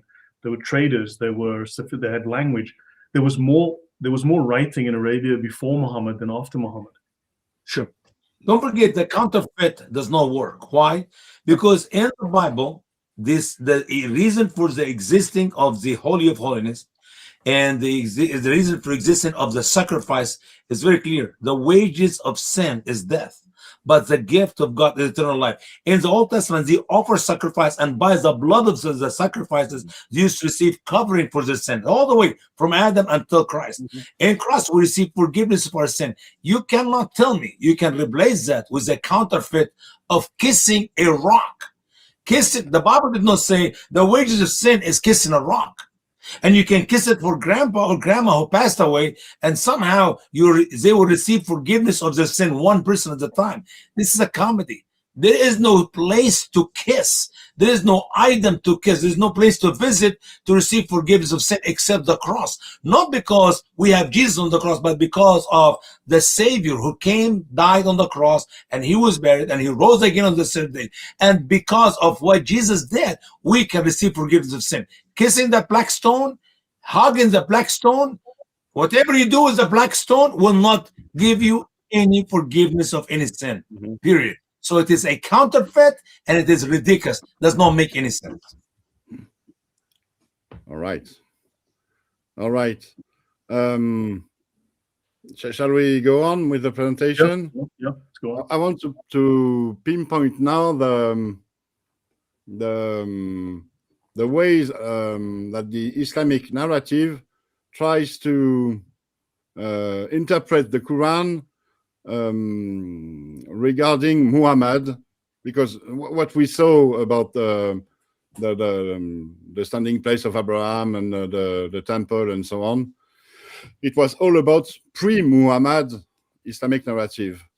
But the Islamic narrative tries to interpret the Quran also with Muhammad stories about Mecca, and the one of its interpretation is that Mecca is the place that supposedly Muhammad asks his follower to pray towards in its direction. There is this verse, famous verse, 144 in Surah 2. We have certainly seen the turning of your face toward the heaven. We will surely turn you to a Qibla, with which you will be pleased. So turn your face toward Al-Masjid Al-Haram. And this expression, Al-Masjid Al-Haram, this is the first time we are seeing it tonight. It's supposed to be Masjid Al-Haram, so the place of prostration that is sacred. It's supposed to be the same place as the standing place of Abraham, the house, and so on. It's supposed to be the sanctuary in Mecca, the Kaaba. And so the Islamic narrative interprets it as Muhammad being asked by God to ask his follower to change the Qibla, the prayer direction. And by the way, Qibla, we will see it in a bit. Qibla, it can mean direction of prayer, but literally it has to do with the tradition, what was before. So we we can interpret the Qibla as being we give you a new tradition. Mecca is also the city that is supposedly, according to the Islamic narrative, lecture reading of the Quran, it is a city that has to be reconquered by Muhammad and the first Muslims. And there are supposedly there are some descriptions within the Quran of this endeavor, of this reconquest, of attempts to reconquer the Mecca. What do you guys think of Roxy's comment? She says, Christ, the rock who takes away our sins. So Islam had to have a counterfeit rock. What if you think in terms of maybe the rock of ages? It makes sense. Yeah, it can make sense in an apologetical way, but the rock of Islam, the black stone, is not a rock anymore. It never was a rock, actually. I think the black stone, it's something like 8 or 12 shards of the original stone that was shattered. We don't know when exactly, and they have been put together with a resin, a black resin. So it's not a stone, actually. If you look closely into it, you see that it's a sort of sphere of resin, and you have shards of the original stone, supposedly, in it. So it's not even a stone that they are kissing and worshipping. It's resin, black tar. Yeah, and millions of people go there every year to kiss that so that their sins will be forgiven. This is not a scam. Yeah. Yeah, and kissing a stone is not paganism. It's not pagan either. Don't get that wrong. Okay. Anyway, what I wanted to say here, what I wanted to pinpoint, is that there are some description of an attempt to reconquer a city and its temple within the Quran, and it's interpreted as referring to Mecca, especially because of the verse 24 in Surah 48, where there is this expression "bibatni Mecca," which is the only occurrence of the word Mecca, and it's understood within the Islamic narrative as referring to Mecca, and it gives its name to the city. But we will see that we can understand this expression differently. In the heart of Mecca, Bibatni Mecca, it can also be understood as in the heart of battle, in the heart of anger. But we will discuss this afterwards. What's also interesting is that within this text, within the Quran, we have also mention of the Masjid al-Haram having been reconquered. So the city, Mecca, according to the Islamic narrative, is eventually conquered by Muhammad. And we have, it's not very explicit within the Quran, but yeah, there is this verse in Surah 9, verse 7. How can there be for the polytheists a treaty in the sight of God and with his messenger, except for those with whom you made a treaty at Al-Masjid al-Haram? So supposedly Al-Masjid al-Haram is the Kaaba, it's in Mecca. And we see here that the Islamic narrative takes advantage of the Quran, uses it in order to develop a Muhammad narrative with this prayer direction and with this attempt to take Mecca, and finally his achievement. He finally achieved, he conquered Mecca, and he made a treaty with the polytheist who supposedly ruled Mecca at the time. And and for the Muslim, it is proof of the existence of Mecca, the existence of the prophets, and the sacred history. I think there's we've rolled on. We covered quite a lot there, actually, Odon. But going back to Surah Al-Fat, that's the 48th surah. It's the only reference to Mecca in the Quran, but there's no indication there that this is the special place, that this is the place he's fighting after, that this is a holy place, the place where Abraham was and built there's none of that.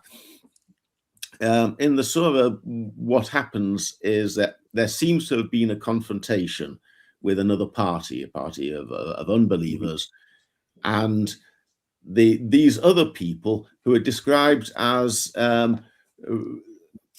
restraining, that's not a word. What is a word? Those who disbelieved and turned you from the sacred mosque and the offerings from reaching their place of sacrifice. So there's a confrontation between the person who authored the Quran, let's call it the principal author, let's call him Muhammad, and the and some people who are trying to stop him get to where he's trying to get to, the Masjid al-Haram. There's no suggestion there that the Mecca is the Masjid al-Haram, simply that's where he came into conflict with people who were trying to stop him from getting there. It seems to me, on my reading, it's as likely that these people are some distance away, and they are blocking Muhammad's access to where he needs to go. Nothing there to say that this is the Masjid al-Haram. I agree. All things considered, it's like it's what I tried to say when I mentioned that the Islamic narrative is a sort of scaffolding, a very fragile scaffolding based on dubious interpretations of the Quran. The Quran does not speak about Mecca. This is its only occurrence, but it speaks about a temple, a place of Abraham, and so on, and they are all connected in a sense. You see, this whole passage in Surah 48, it's all about the sacred mosque, the Masjid al-Haram. And we know from other verses that Masjid al-Haram is also the house, and it is also the standing place, and so on and so on. So since everything seems to be connected, Muslims came to think that everything is about Mecca. But there's actually only this occurrence, and it is a very weak connection to the actual site of Mecca, because it is nowhere explained that this city, the standing place of Abraham, is in the Hijaz, near the Red Sea, and so on, at its actual location. So yeah, I fully agree with you. But by the way, I looked at the interpretation of Al-Tabari to these verses in Al-Fath chapter 48 about the victory which Muhammad received and the spoil which he will receive, and Al-Tabari tell me first it's concerning Khaybar. Khaybar is in Medina, not in Mecca. Then he went a little bit later. Some scholars said that it's actually the Romans and Tabuk. And then he went the last portion. He mentioned Mecca. I'm sorry, if you can make potato out of any verse in the Quran, you can make any kind of meals you want to make out, because that's not how the Bible is written. If you want to interpret the Bible, you have to have a solid information with details. Muhammad never, and I said again, never gave us anything in the Quran about anything in details. You mentioned earlier, brother, in your seminar here, in your teaching, clear verses. There's nothing clear in the Quran. There's not one verse is clear in the Quran. So when you get to these verses, and you try to tell me he meant Mecca, my foot. The scholars do not even know what he meant. The true hermeneutics, biblically, what the scholar said, what the writer of this book said, what he meant by what he said, how he understood it, how his people in his days understood it, and we can bring it to our culture today and we put it in action. You can do that with any doctrine, with any belief about anything, especially in the New Testament. Old Testament sometimes is written in what do you call not poetry, in a prophecy way. You see the fulfillment in the New Testament, everything become clear. So many of the written in the Old Testament did not make sense because it is prophetic and we do not know what God meant by it. But here we go in the New Testament, we can see it clear. When you come to the Quran, you have no idea what Muhammad's talking about. And even the verse of the prophecy of Muhammad that the Roman would be defeated after they will win, I can read it 8 ways. I can read the same verse. I can say they will lose after they will lose, they will win after they will win, they will lose after they will win, and they will win after they will lose 8 ways. Because how you will read the word غُلِبَتْ and غَلَبَتْ, God help us. Nothing in the Quran is clear. That's why when you go to the scholars, they will never, if this actually what he's talking about Mecca should be number 1 and the only interpretation. No, I give you Khaybar, I give you the Roman, I give you the Faris, and then I give you Mecca and only Allah knows. Excuse me. No such a thing as clear verses in the Quran, and the evidence is scholar disagree and Allah knows best. Scholar disagree and Allah knows best. That is comedy.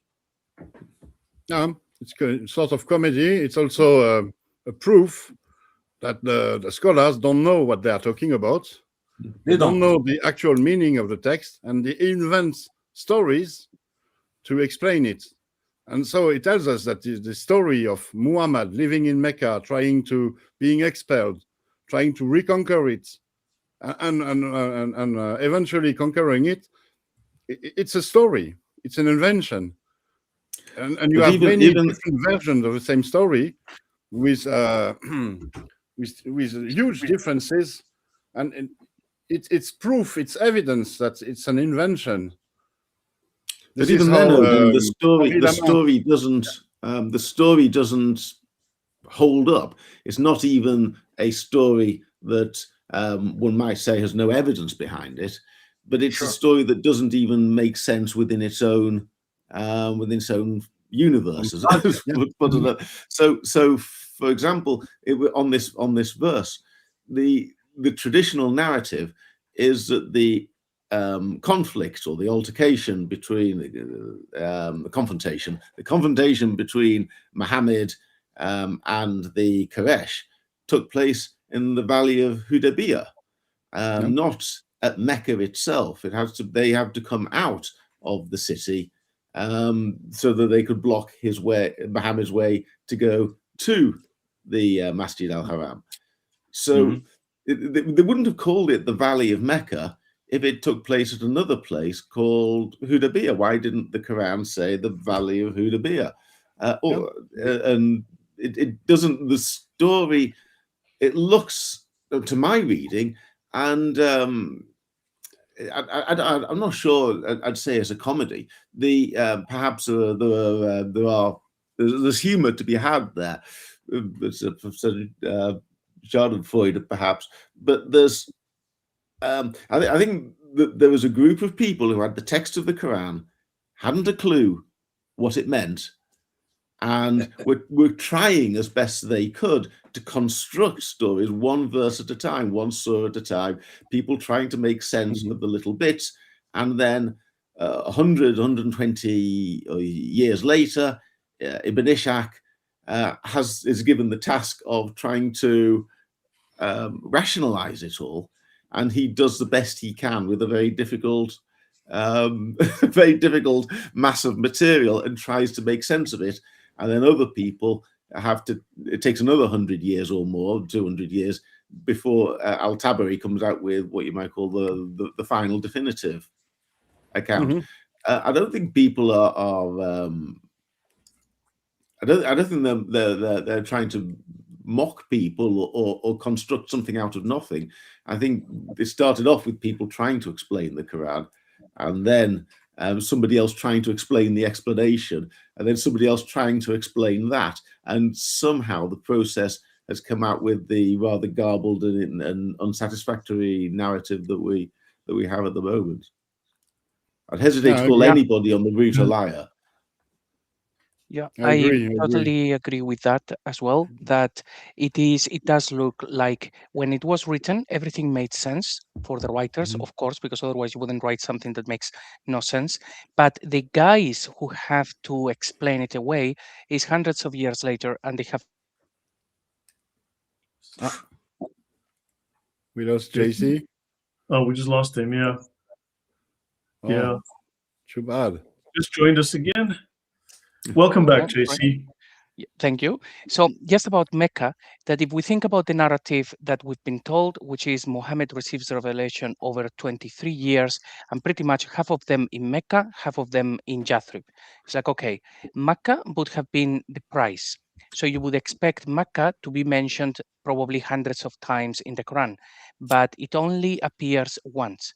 When we realize that the guys trying to make sense of the Quran, they didn't know what the Quran said, I think the most logical explanation would be that that one place where it says Mecca, well, either an interpolation, and I think it's unlikely because it would be very clear, and it isn't. So I think it's more likely that that one instance where it says Mecca is simply a mistranslation. It said something, they couldn't read it, they made up a word, and the city appears later in order to justify the text, as we see with the Masjid al-Haram, Masjid al-Aqsa, and with lots of other things. I would say the word being misinterpreted, not understood, and becoming Mecca is the most logical explanation when we consider it only appears once in a period of 23 years. Yeah. Agree. It's all the more reason to. If you don't mind, guys, I'll add something quickly here. When you talk about cities in the Bible, even the smallest of the cities we read about in the Bible, a place is called Bethlehem of Ephrata. Micah prophesied about it 500 years before our Lord came in the flesh. I can go today to the same city. We have plenty of evidence of when you go to Bethlehem of Ephrata today, yes, indeed, you're going to the same place which has been mentioned in the Bible for over 2,500 years. Why would you not have anything about Mecca? You have to understand that Mecca came 1,100 years after Bethlehem of Ephrata. If that is a holy city, if this have something to do with Abraham, have something to do with the Kaaba, Adam before Abraham, and then we go all the way to Muhammad 600 years after Christ. Why in the world? We know nothing about that city or that location for another 100-some years after Muhammad, where I can walk in the streets of Bethlehem of Ephrata, and I know for sure that I am there. There is plenty of evidence that that is Bethlehem, the smallest of Judah. Can you imagine that? You should think about Mecca to be the greatest of every city on planet Earth, and you can have evidence of it in history, in the writing of those who love Muhammad and those who hate Muhammad. We know nothing about Mecca until 200 years later after Muhammad. And we know that Mecca and Medina don't even turn up in the list of the 13 oldest cities in Saudi Arabia. They're not. Yeah. I mean, you've got cities like Taif. I've been to Taif twice in my life, if I recall. It is one of the oldest, most established cities in Saudi Arabia, but there's no mention of Mecca. And it's just down the road from Mecca. Exactly, Lloyd. You should have at least some Arab scholars, or if there was any, of course there are none there, some Jewish historians, some Roman historians, some Coptic historians. Somebody should let us know something about that city. Nothing. Yeah. I mean, they will speak about, there's Pliny the Younger or something. They will speak of one of these coveted, we've discussed it before. They will speak of the guy who speaks of Makaraba, right? And they say it's Mecca, but we know now Makaraba has been placed. It is in Al-Mahabisha in Yemen, and this is about 730 kilometers south of where Mecca is. And Al-Mahabisha means the place of the Ethiopians. I mean, let me put it this way. What's more important, a tomb for a wicked king in Egypt or Mecca? What's more important, a tomb for some of the Jewish people who died in the Promised Land, or Mecca? Why we know where tombs are, but we know nothing about Mecca? Yeah. Also, all of the prophets, if you look at the Bible, all the prophets are Jewish, and then you've got this random Arabian dude. Well, and Muhammad made a big boo-boo in the Quran, where he assured us that the prophethood belonged to the descendant of Jacob, to the descendant of Israel. We got two powerful verses and the idea that there will ever be a prophet who's not a Jew. Right. No, this is yeah. I mean, so there's a theological aspect to this, right? With clashes with reality or with the known facts. There's a historical, archaeological issue, and there's other perspectives. There's a narrative perspective. There's a number of areas where this clashes. We've been going for 1 hour 50 minutes. I want to close this off at about 2 hours. Then we can, maybe pick this up again next week, because I mean, this is our first episode to discuss this, and it's actually our base, and hopefully from here we'll be able to just pick up speed and throw more perspectives. But yeah, there's obviously multiple angles we can attack this from, and hopefully we can, over time, just really narrow down all of these perspectives: the theological, the biblical, yeah. Odon? This is exactly what I intend to do. My presentation was the first part was about the Islamic narrative, and we talked about it for 2 hours, and it raised many questions, and so it leads us into doubting the authenticity of Mecca from a scripture's point of view. And because we have this clue that there is something wrong, then it's a starting point to look at other fields. And this is what I want to do now, or maybe next week, is to investigate some major issues with Mecca, but some major physical issues with Mecca. Yeah. I want to start with the climate, its location, the water issues, and so on. Yeah. I mean, go on. And I think it's only logical. You see that the Islamic narrative, even with all its scholarship, does not make sense. It seems very weak. So it raised the question about Mecca. And when you look into it, you see that it's impossible, absolutely impossible, that a city could have developed there. It's not possible. It's physically impossible. Yeah, there's a story I should share. I mean, Ahmad gets on a bus and he blows himself up for Allah. And he gets to paradise. And he says, "Hey, do I get my 72 virgins?" And Allah says, "Yeah, sure, there they are." And the guy turns around and it's 72 of the ugliest hags you've ever seen. And Ahmad is like, "What the hell?"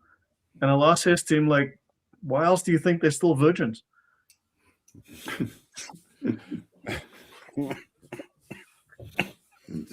Okay, thank you, Lloyd. It's a true story. It's a true story, of course. No, I mean, look, for me, the fact that the Bible is an archaeological guide, it either inspires archaeological digs and finds, or it explains them, right? Yeah. It is used literally to decide where to find things, where to dig. Whereas the Quran has given us I've looked, literally zero archaeological findings, nothing. It has pointed no one to go dig over there in that spot and go find stuff. Literally zero. And Brother Lloyd, so far we only digged around 5% of the land of Israel. Thousands and thousands of archaeological evidence. All of them approve the Bible to be the true word of God. And there's more coming out all the time, Why not they allow us to go to Saudi Arabia, Yusuf, and do some digging? I was gonna say the same thing. I like the brother Odin here. the title that he has, The Great Secret of Islam. And I wanted to kind of relate it to the same topic. It's mind-blowing how in Israel you go and you don't even intend to dig anywhere. Like you dig with a spoon, you find something that proves the Bible and the history of the Bible. But in Mecca, you go and build all of these buildings around the Kaaba, which require you to dig with big machinery. But at the same time, they will have the place closed off for the public, not for the safety of the public, it's for the safety of Islam, because they don't want to find things that disapprove Islam. Yeah, I mean, they've concreted over the Kaaba. They've concreted over that whole. Sorry, go on, Paul. Yeah, they found absolutely nothing. You've got a cultic site that people used to travel for great distances to do their prayers and circumambulate and so on, and not a single shard of bone they've found. You've got a trading center capable, as Odin said, of fielding an army of 10,000 men and not a single coin. A place where nobody ever dropped a coin. I think the only defense one can make for on that point, if one were a traditionalist, would be to say, well, the Muslims are not actually, don't have a greatest record when it comes to sifting the spoil from buildings. So you've got where the Waqf extended the stables of Solomon on the Temple Mount, and they just use bulldozers and put it all into big trucks and took it away and just dumped it somewhere. So they're not always as careful as they might be, but still you're left with the reality that there's nothing that they've ever found. But brother, here's how Muslims look at it. Since we found nothing, that is a great evidence that the Quran is true. For example, you read the story. I'm not joking. You read the story about a prophet. His name Saleh, and the people of Samud. A prophet by the name Shaib, and the people of Midian. Okay, but different. And Allah said in the verses, and when they were destroyed, nothing was left out of them. So now you go and dig, you find nothing. That is a great evidence that what Allah said in the Quran is true. And the opposite is true. We can go to find the 5 cities, actually 4, were destroyed by Sodom and Gomorrah. And we know there's a big ball of sulfur this big. And we know that archaeologically, yes, there was cities here and they were destroyed. And the evidence is, look, here is the sulfur, which is the punishment God brought on this people. But Muslims don't use logic. They don't use common sense. Since there was nothing there, that is a great evidence that what Allah said is true. On the other hand, I'm not going to share the subject. You talk about the wall which built by Alexander the Great, Zulkarnain. It's built out of blocks of iron covered with bread or copper. Okay, and Allah said in the Quran that no one will touch it. Nobody can dig a hole in it, and Allah will destroy it in the day of judgment. Good. That means it still exists today. Yes. Where? Yeah. Where? Good Right. question. Yeah. But you see, Usama, the thing is, okay, you look for artifacts and archaeology in Mecca, you find nothing. But if you look for Mecca in the Quran, you find something. And what you find is not Mecca, you find Jerusalem. So we have positive evidence that Mecca did not exist. Mm-hmm. You see, it's very hard to prove that something did not exist. But with the Jerusalem thesis, we have evidence that it's not about Mecca, but Jerusalem. I see your So point. we have evidence. We have found something. Yeah. And we will Namely, a bit. that the city described in the Quran is something else. Something that baffles me particularly with too many people nowadays, that they are not Muslims, but they will see that there is absolutely no evidence for Mecca, but they will still use the standard Islamic narrative, and they will say, well, the standard Islamic narrative says it was massive, but probably it was not massive, it was probably a small city, but they will still conclude Mecca was there, everything happened there, and it's like, but this is not how you do science. All of the evidence indicates it wasn't there. It never happened there. But everybody seems to, or too many people seem to conclude that, okay, well, there will be problems with the narrative, but overall, it was still Mecca. It happened there. It's like, this is not how you do science. You actually look for all of the evidence, and the evidence is very clear. But too many people seem to be very scared Yeah. about going down that path. Right. Exactly. Paul, I have a question for you. Since you wrote the Jerusalem thesis, a book, the definitive book on it, what for you is perhaps the one, I know there's many, but to end off with, what is the one thing that led you to believe that there was no Mecca and that Jerusalem was the site of Mecca that they're trying to recreate in Arabia? Well, when I first started taking an interest in the Quran, the three books by academics that were quite early on in my reading, and it was from these three books that it just cries out Jerusalem. One of them is, my mind's just gone blank for the moment. I could fetch it for you. Is by Daniel Beck, and it mentions it's about the apocalypse in Islam, and the Daniel Beck book makes an absolutely compelling argument. Evolution of the early Quran. Sorry? Evolution of the early Quran. Yes, that's right. The evolution of the early Quran, and it makes an absolutely compelling case that the early surahs of the Quran are based around the Byzantine Sasanian War, and in particular the Persians who were invading the Byzantine Empire at the time when traditionally the Quran is being announced. So the Quran is traditionally said Muhammad's supposed to have had his first revelation in 610, and Jerusalem falls to the Persians in 614. Well, that's extraordinarily close and in time. And he makes a case in the first chapter is, I think, a wonderful chapter. Everyone should read it. It's called Maccabees, Not Mecca. And he explains that the companions of the elephant is a reference, is an allusion to the story of Judas Maccabeus when the Seleucids brought up elephants to attack Jerusalem. And there's more to it than that, but that's a simple version. So he persuaded me that the early surahs are all about the war between the Byzantines and the Sasanians, and in particular around the defense of Jerusalem from the pagan Persians, from the Judeo-Christian point of view. The second book that I read is The Quran and the Bible by Gabriel Said Reynolds.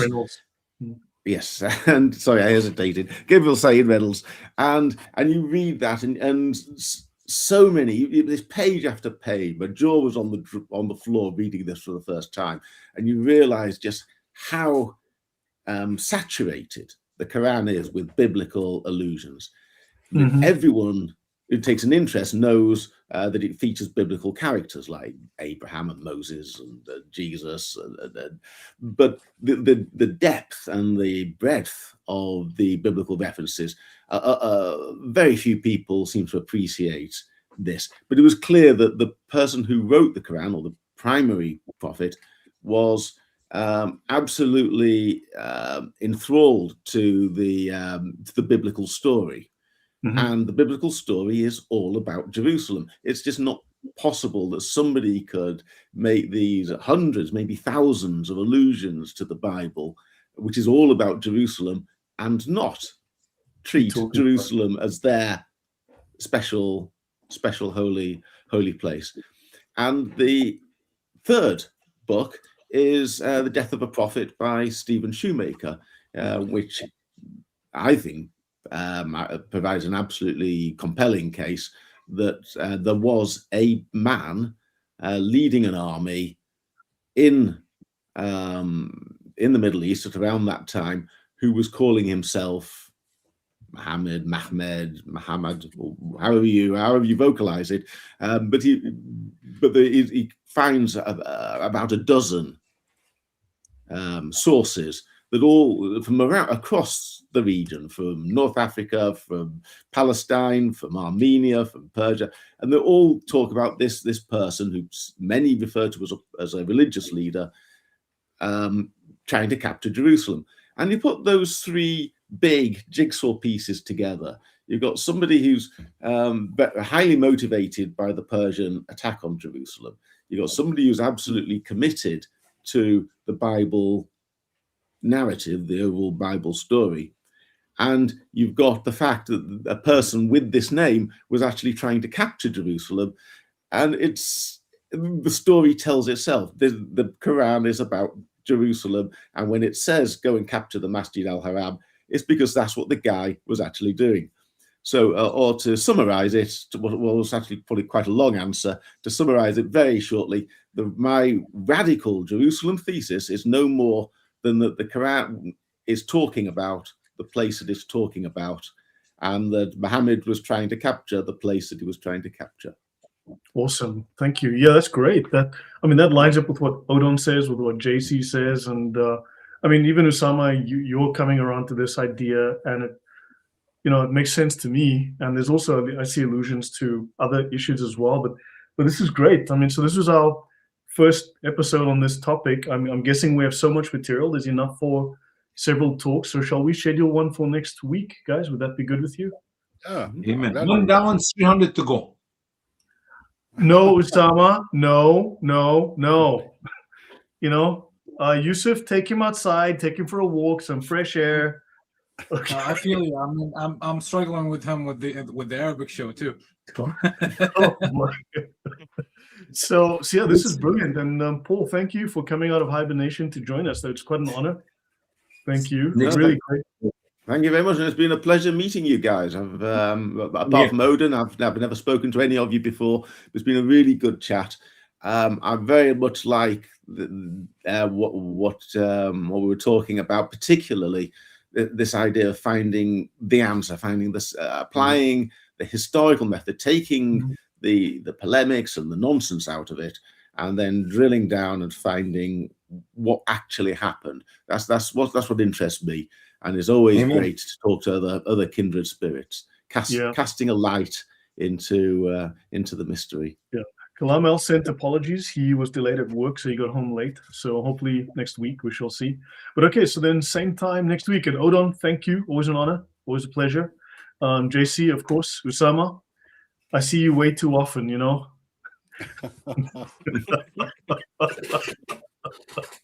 I saw you yesterday, and you're back. God bless you guys. God bless you. Guys, it's been fantastic. So thank you. Then we'll do this again next week. I'll add your links. Odon, apologies for the oversight. I will arrange this to stream this again on your channel maybe tomorrow. So we'll set that up and we'll send it to you, Lisa. We'll have it as a stream on your channel again. All right. So thank you guys. Thanks to the audience. Thank you for the engagement. Really appreciate it. God bless everyone, and we'll see you next week on the same topic. Thanks, everyone. Goodbye.